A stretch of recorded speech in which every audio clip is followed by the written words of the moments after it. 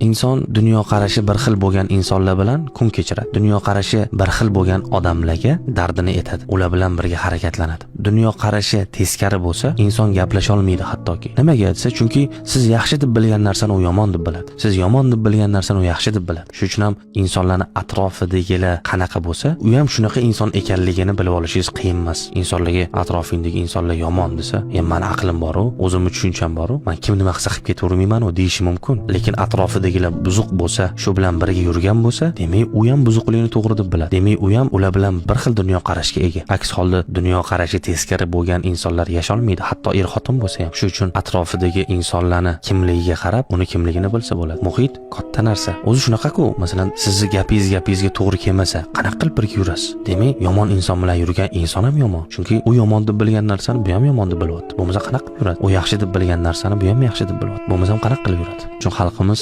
bejizga qozonga yaqin yursang, qorasi yuqadi demaydi.